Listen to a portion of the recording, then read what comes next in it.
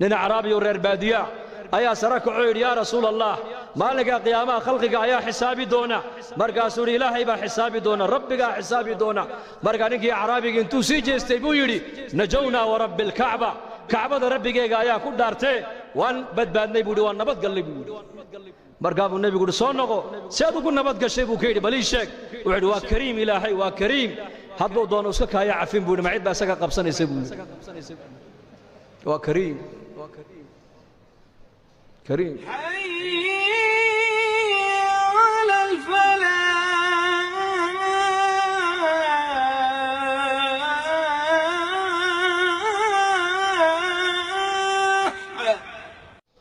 وين نقطة قف لله أنولو تاريخ الصحابة كتها سيرة علي بن أبي طالب ننبايد هل من مبارز وحل معركة مسلمين تلو حقا أي جوغان قال دون حقا أي جوغان ayuu yidhi ninkii ugu itaal weynaa gaalada ayaa soo dhacay yidhi hal min mubaarizin ayaa macrakada igu soo dhacaya cali baa u dhacay radiyallahu anhu cali ibn abi talib ninkii intuu qabtay buu lagday markuu seeftay qaatuu yidhi geli markuu isidhina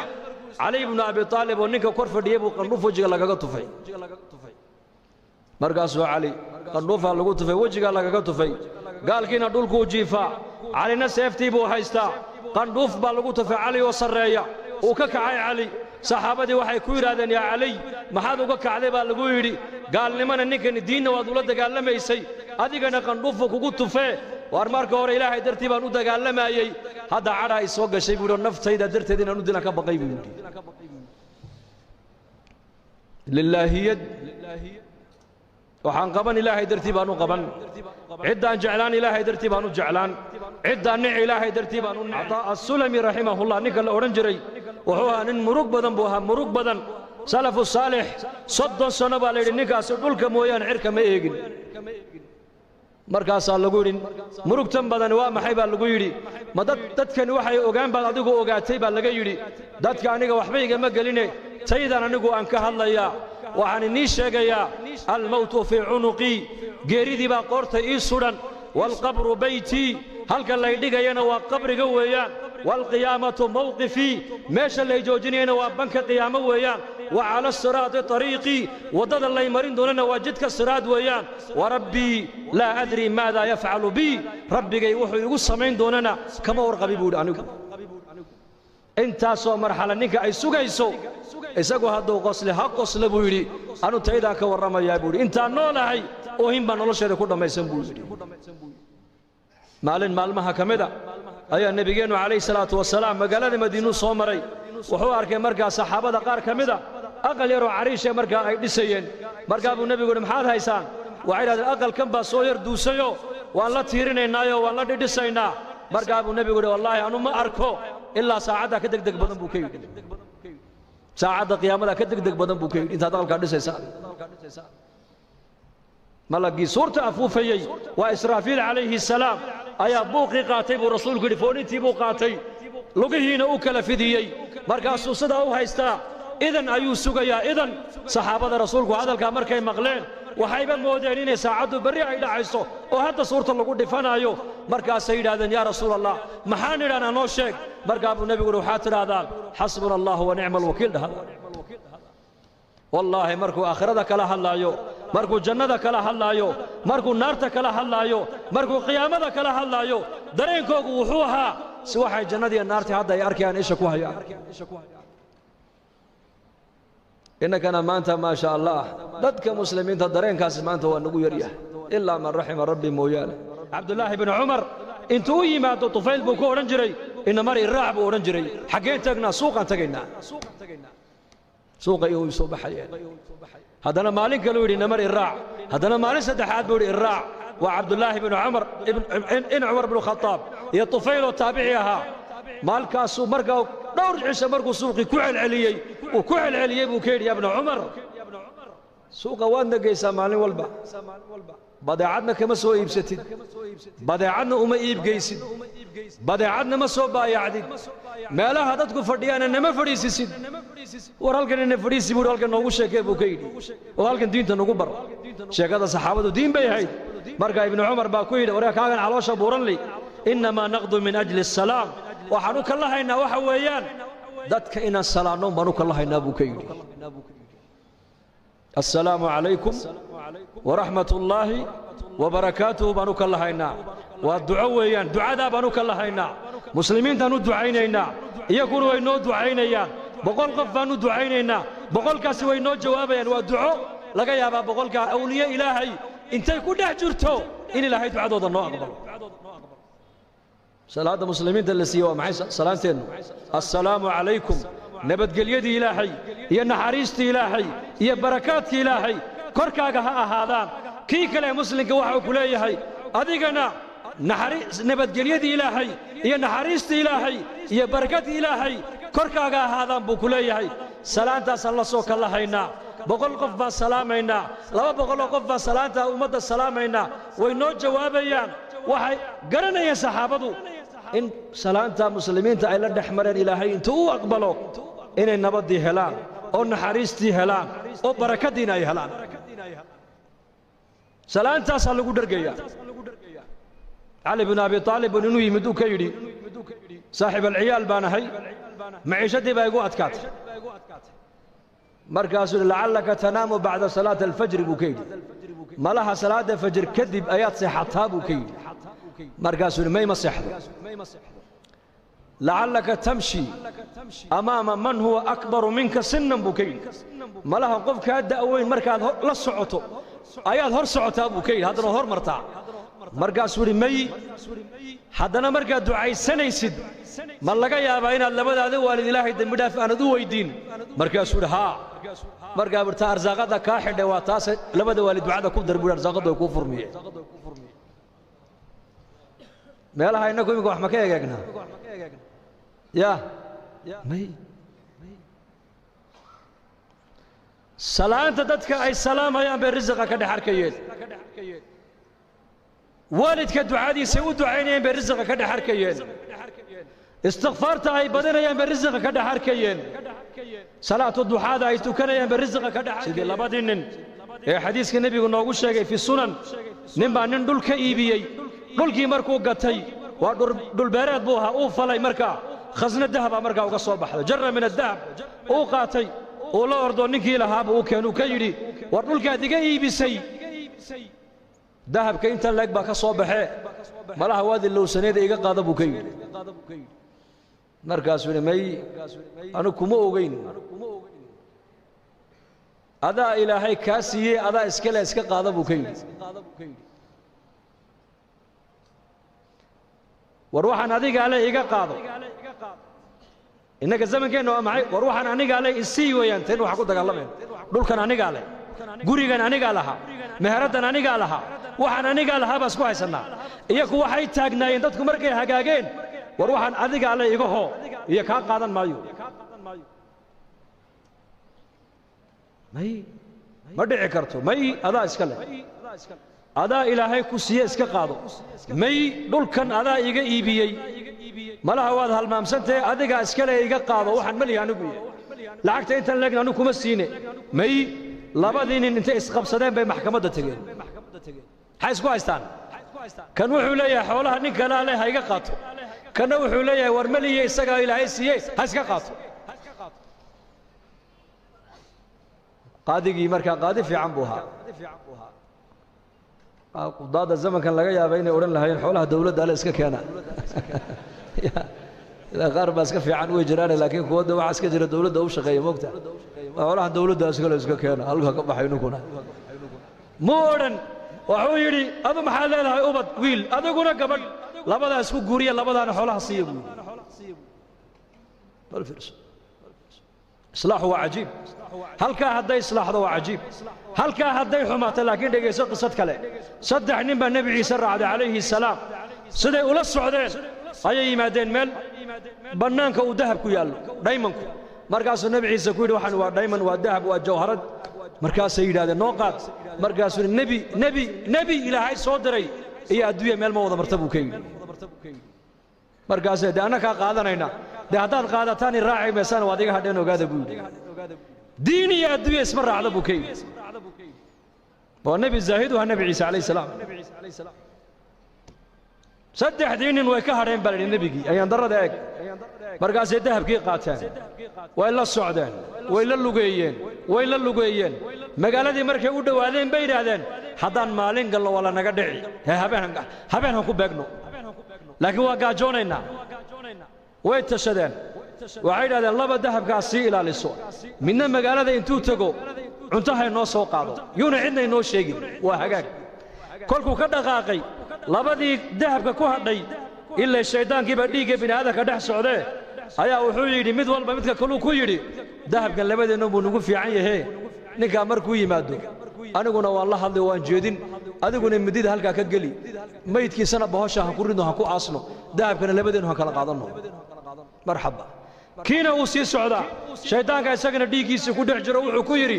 dahabkan adigoonbuu kugu fiican yahee cuntada intaada soo cun ayakana u soo sumee markay dhintana dahabka iska qaado maxaa ka dhacay kula tahay meeshaas uu yimiday cuntadiibuu u dhigay isagii bay khaarijiyeen cuntadii bay cuneen iyagiina way iskhaarijiyeen nebiyullaahi ciisa calayhi salaam ayaa soo maray dahabku halkii yaalla iyo saddexdoodii oo mayda markaasuu xawaariyiintii ku yidhi adduunyadii ubadkaygu sidaas ku galeen eega buu ka yidhi waa kaas halka laga hagaagaa waa qalbiga halka laga xumaadana waa qalbiga inna fi ljasadi mudqa idaa salaxat salaxa aljasadu kulluhu waidaa fasadat fasada aljasadu kulluhu alaa wahiya alqalbi buu nebigu yidhi calayhi salaatu wassalaam waryaada buu nebi maxamed uu ina leeyahay dhegaysta bini aadanka waslad baa ku jirta hadday hagaagto jidhkoo dhan baa hagaagi hadday baanaatana jidhkoo dhan baa baanaanoo xumaan taasina waa qalbiga buu rasuulku yidhi qalbigana wax kale ma hagaajiyaan qalbiga lacag ma hagaajiso qalbiga waxa keliya hagaajiya waa markay degto ilaahay macrifadiisu macrifatullah cuthmaan binu cafaan allah raalli ka noqdee addoommihiisii addoon ka miduu u yeedhay maalin wuxuu idhi lacagtan qaad abudar alkhifaari u geey hadduu lacagtaa abudar hadduu lacagtaa kaa qaatana xor baa tahay buu ka yidhi xor waan ku xoreeyey abudarna markaa magaalada madiina dibaddeedu deganaa ribda meel la yidhaa oo cuthmaan binu cafaan baa ku yidhi halkaa u guur adigu waayo waa nin zaahida buu ahaa qarnigii nebigaad mooddaa inuu joogo isagu dadkan taabiciintaee diinta ku soo gadaal dambe ka yimid ay adduunyaday la yimaadeen oo dhanna uu nafinaya isagu dharkii nebi maxamed uu kaga dhintay buu sitaa weli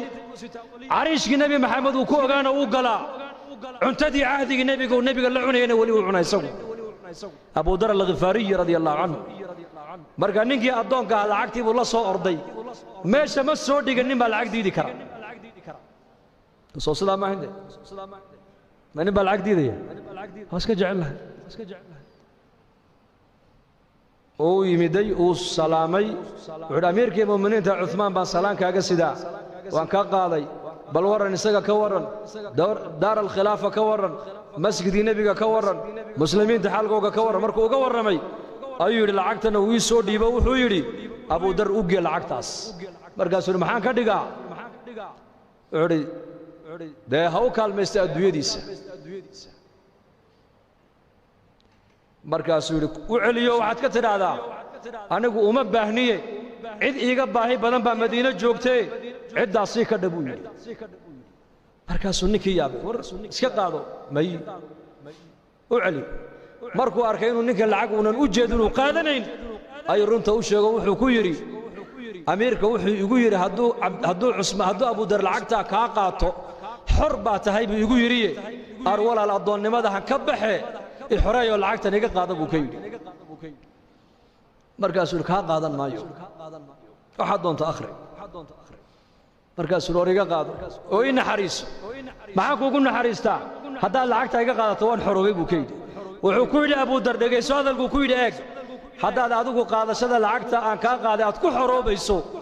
anna addoon baan ku noqonayaa buudi marka halka adoo aad ka baxday inaan anu galo ma jecli buu ka yidhi anuu addoon xor aan ahay buuhi xor bas uu yaabay ninkii lacagta isagoo wadu cusmaan u keenay wuxuu idhi waad ogeyd markaad igu lahayd hadduu lacagtaa kaa qaato xor baa tahay waad ogeyd ninkan inuu yahay nin aakhiro nin adduunye u jeeda maaha abu dar alkhifaari cusmaan binu cafaan allah raalli ka noqdee nin baa nebigu u yimid oo yidhi gabadh baa lay siiyey waxaan ku aqalgalana ma haysto cusmaan u taga buu ka yidhi markaa buu u yimid cusmaan binu cafaan wuxuu arkay cusmaanoo khaadimkiisa ku haysta dubaaradan faynuuskan maxaad u baktiin weyday markaasuu ninkiiba uu yaabo wuxuu yidhi ninka khaadimkiisii ku haysta faynuuska maxaad u damin weyday may kula tahay inuu adiga lacagtii